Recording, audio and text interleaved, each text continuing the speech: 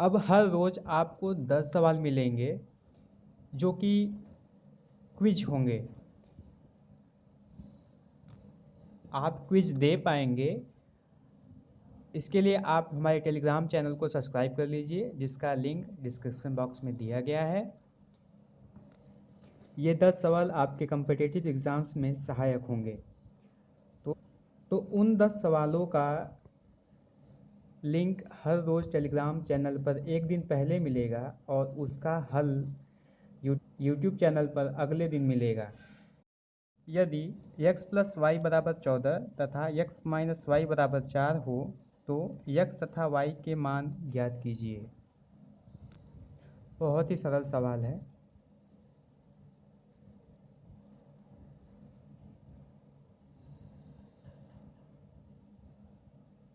ये जो दोनों समीकरण है, इक्वेशन है, इनको आप जोड़ दीजिए।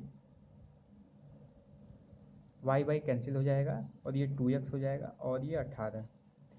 x की वैल्यू 18/2 बराबर के 9।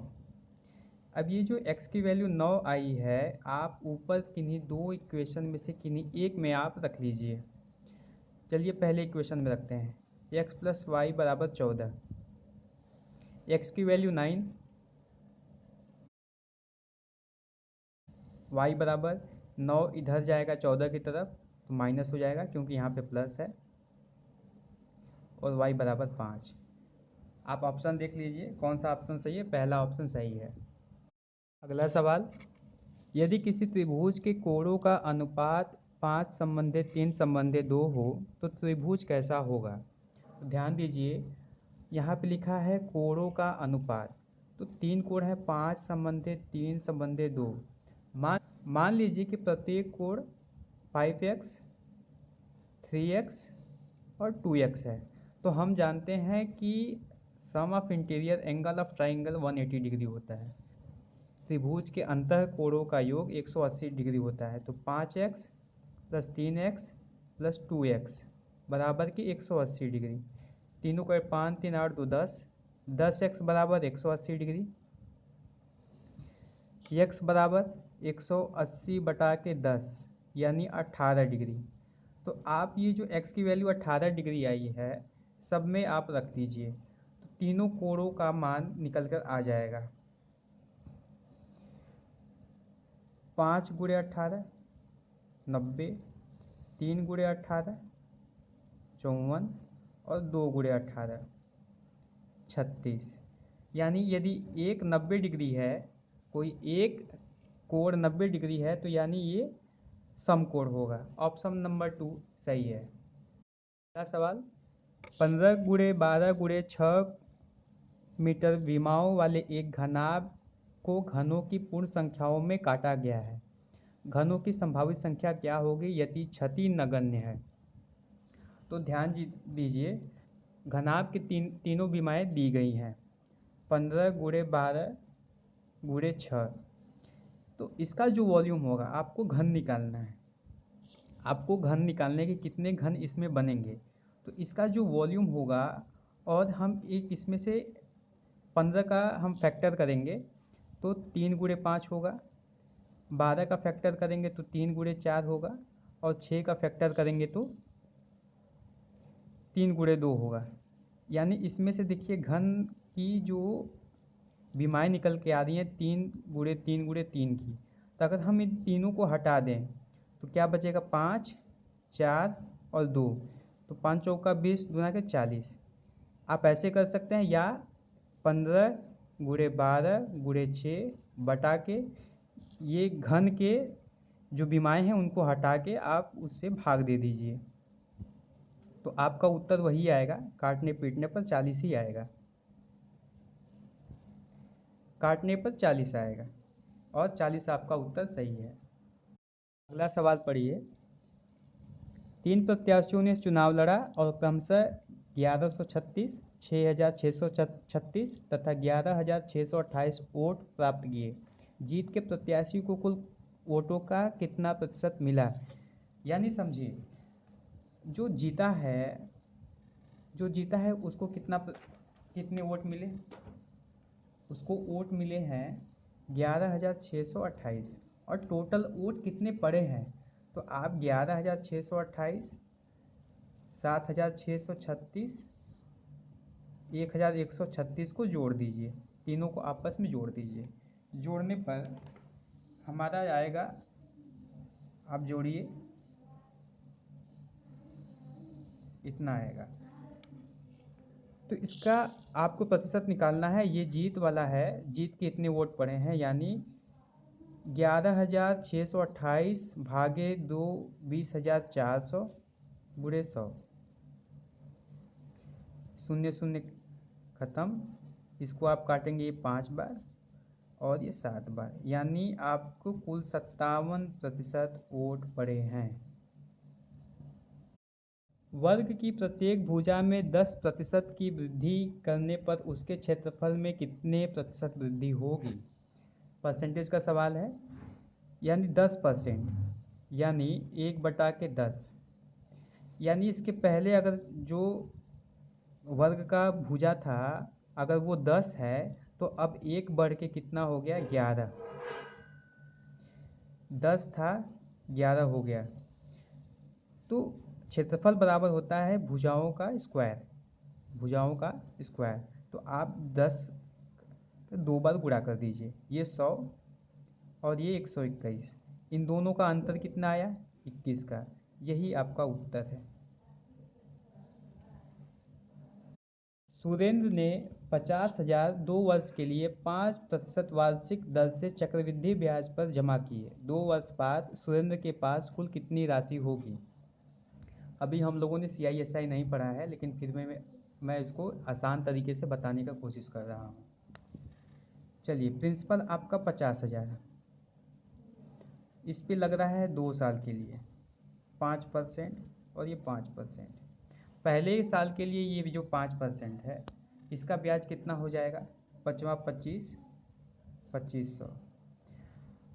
दूसरे साल के लिए फिर ये 5% लगेगा तो ये भी 2500। और अब जानते हैं चक्रवृद्धि ब्याज में ब्याज पर ब्याज लगता है, यानी ये दूसरे साल में मूलधन पर अगर ये 5% लगा है तो ब्याज पे भी 5% लगेगा। तो ब्याज का 5% कितना होगा, 125 रुपये। ये आपका चक्रवृद्धि ब्याज आया, ये ब्याज है और ये मूलधन है। तीनों को हम जोड़ लेते हैं, 2500 2500 5000 प्लस 125 5125 और ये 50,000, हम टोटल ऐड कर देंगे तो 55,125 हमारा उत्तर आएगा। Option C. 10 सप्ताह और 10 दिन में कितने दिन होंगे ये बताने वाली चीज़ नहीं है। 10 सप्ताह में 70 दिन और ये 10 दिन मिलके कितने हो जाएंगे, 80 दिन।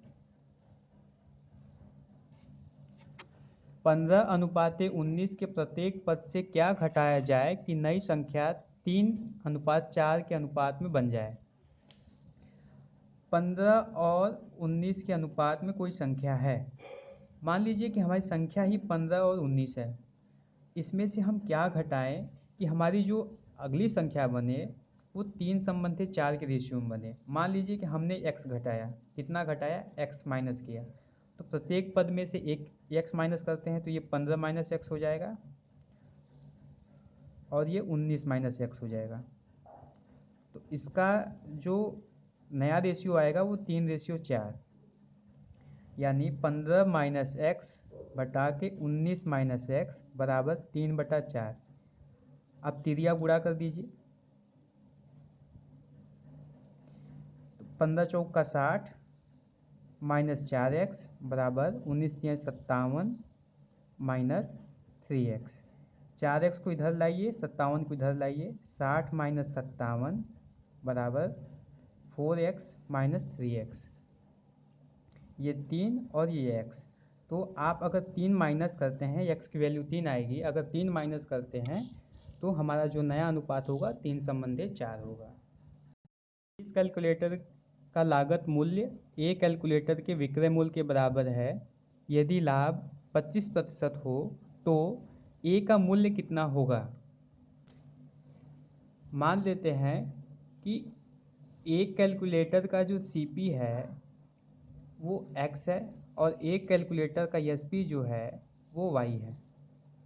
सवाल में दिया गया है कि 20 कैलकुलेटर का सीपी बराबर 1 कैलकुलेटर का एसपी, और आप ध्यान दे रहे होंगे कि 25% हमको प्रॉफिट हो रहा है।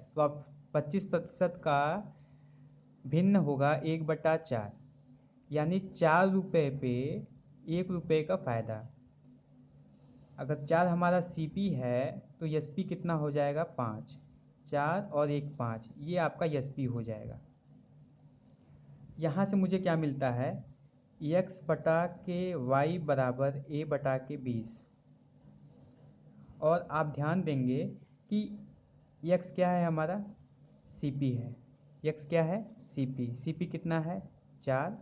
और y क्या है हमारा? y हमारा एसपी है, तो एसपी कितना है? 5 बराबर के a बटा के 20, यानी 5 का ये कितना गुना है? 4 गुना। तो ये जब 4 गुना सेट हो जा रहा है तो a की वैल्यू कितनी आएगी? 4 गुना, यानी 16। a का मान 16। यदि a ratio b is equal to 1:2, b ratio c equal to 3:4, c ratio d equal to 6:9 तथा d ratio e equal to 12:16 हो, तो a ratio b ratio c ratio d ratio e का मान क्या होगा?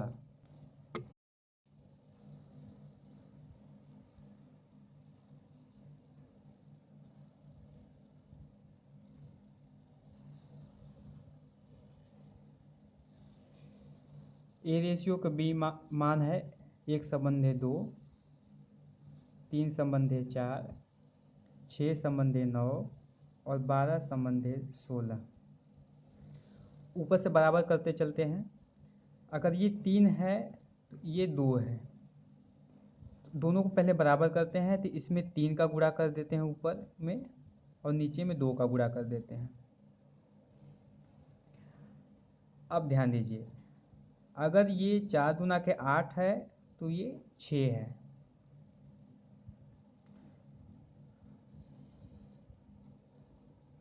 तो अब C को C से बराबर करना है, तो 8 तो 1 24 और 6 चौका 24, यहाँ भी 3 का गुणा, यहाँ भी 4 का गुणा, ये 9 चौका 36 हो गया, यानी 12 तिहाई 36 और 16 तिहाई 48। अब सारे को एक साथ आप लिख दीजिए।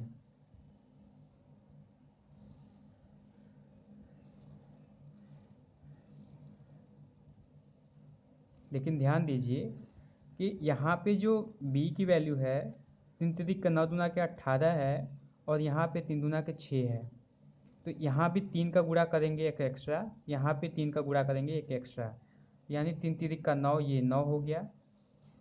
3 का 9 दूना के 18, यहाँ पे देखिए 3 का 9 दूना के 18 हो गया। 4 दूना के 8, 3 के 24, यहाँ भी 6 चौका 24 है, 9 चौका 36,